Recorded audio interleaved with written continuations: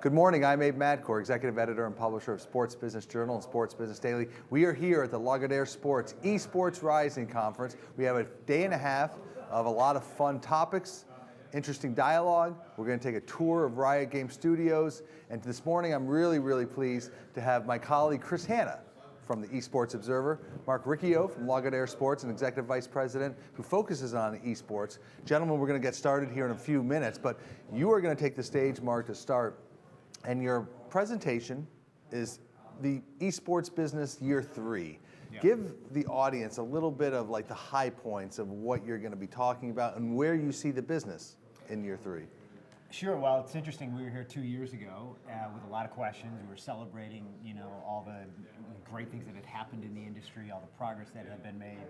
And here we are a couple years later, right. And a lot of those questions that we talked about then have been answered, but a lot more have now come to the forefront. So the highlight really is very bullish, a lot of progress, tremendous growth, a lot of professionalization coming into the space. True, I would agree. Even more so than before, but still a lot of questions.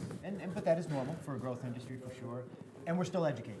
We are still educating brands on what it's all about, what the ecosystem's all about, and how to make the most of it from a brand play. Still bullish though, bottom line. Still bullish.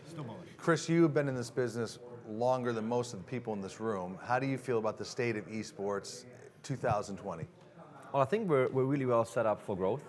So if you look at everything that's happening right now, especially when you look at the convergence of esports and sports, you look into how esports kind of broke into this whole pop culture, mainstream environment. So we see a lot around, clothing, you see a lot about music, you see all these elements. Cultural impact, yeah. It's a cultural, it's a social phenomenon, it's impact on culture. We're set up for growth, and I hope that you can basically solidify that fact. But it's really, I think, it's changing and it's professionalizing, as you said.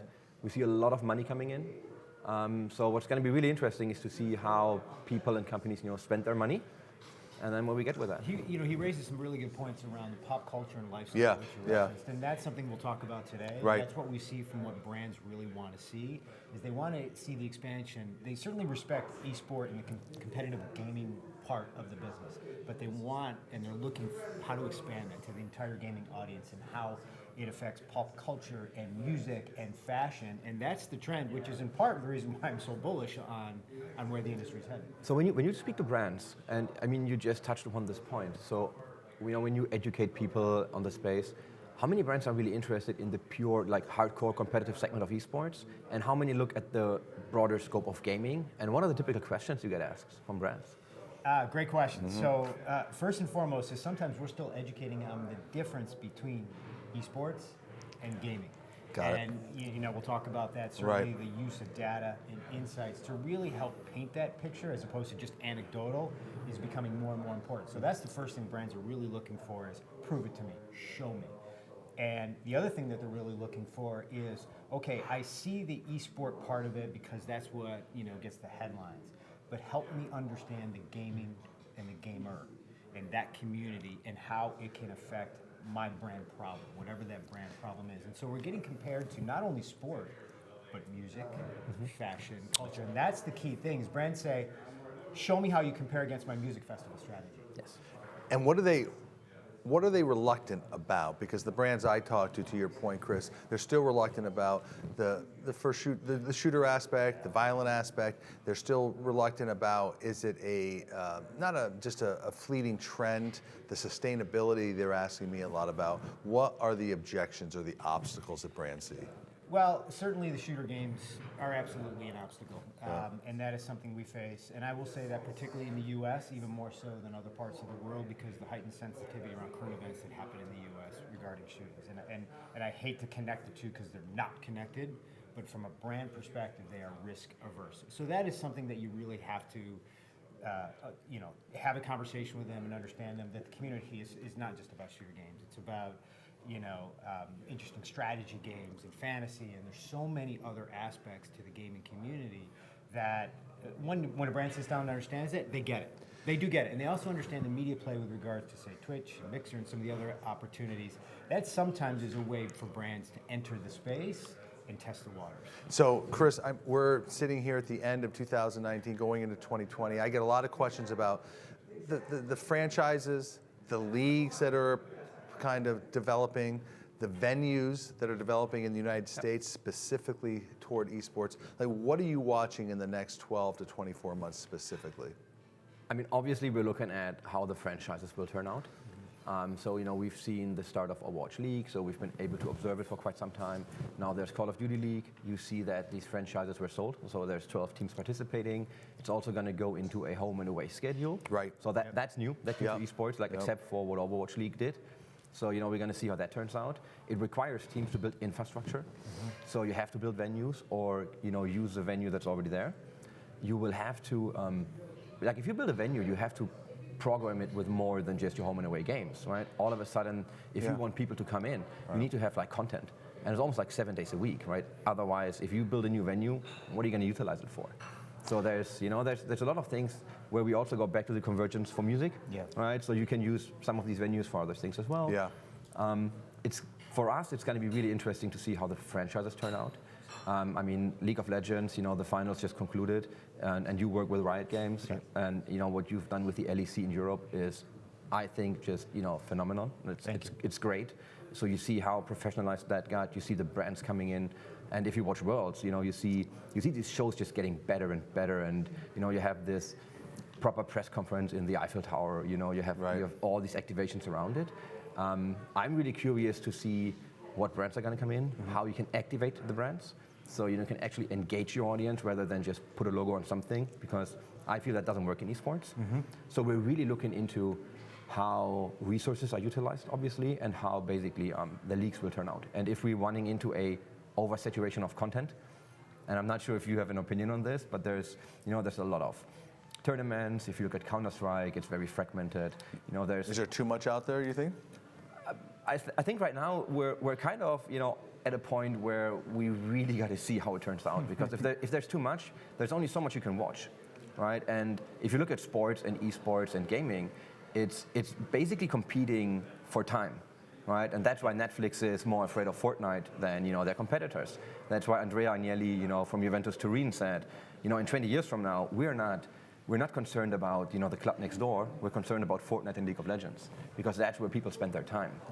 So it's going to be really interesting to see how that turns out. Yeah, there's a lot of areas to jump off there, Mark. Like, what are you looking at? I'm fascinated by the franchising, because these teams have to set up infrastructure, and they have to set up staff, and they have to set up travel, and they have to set up, I would say departments of PR, community relations, sales. Like those, you came from the team world, and then he also talked about saturation of content. What are, in the venues? What are you really focusing on or interested in? Well, it's interesting. It's almost like you're mirroring my opening remarks in terms of what to watch. But you're hitting all the key points on the head, and in no particular order. What's interesting around the level of events and tournaments that are happening throughout the world, it's actually peaked in about 2015 from what we can tell, and it's actually just started to decline a little bit. Is that right? And I think because of that saturation issue is that the market always wins, and the market is starting to correct itself. But what's interesting is the number of tournaments are going down, the prize money is actually going up exponentially. And so what that does, it's creating these events into more engaging spectacles where not only the franchises, but the parent titles are going to have to work that much harder, but rightly so, to engage and maintain and grow that fan base. And then you throw in the franchising aspect of it. The franchising aspect has been fantastic in terms of bringing structure. It brings dependability rather for investors, for partners. It helps develop talent because there's consistency. So there's a lot of plus side to it. There is. But the challenge to that, and we talk to a lot of teams, is the cost structure that it takes to That's what I'm saying. And you're going to start to see consolidation. We've already started to see it already, is that some of the models are not sustainable from a team perspective. They aren't. No, they're just not. And when you start talking, all those things you talk about, training facilities, which become a manifestations of the brands, they are looking at ways of how do we monetize the training facility, right? How do we monetize content? They have to broaden their monetization channels as opposed to just relying on a sponsor to put a logo around an event. And to your point there, Mark Cuban had a very well, I would say, tweeted quote and viral quote about how the esports business is just a bad business to be in. Is it? No, I don't think it's a bad business to be in. Now with that said, listen, Mark Cuban's a pretty smart guy, right? But you're saying there's going to be consolidation, there's going to be a shakeout, there's going to be a, I go back to this all the time, and I use this, the market always wins. Whatever that market is, however you define it, it always wins. And what I think you're starting to see is that, like any growth industry, right, you've got new entrances into the space, you've got a lot of people that probably are investing and they really don't understand what they're investing in, but over time, consumers win, the market corrects itself, and I think that's what you'll see. Now, with that said, yeah, I mean, are some teams and organizations going to fade away and end up losing some money?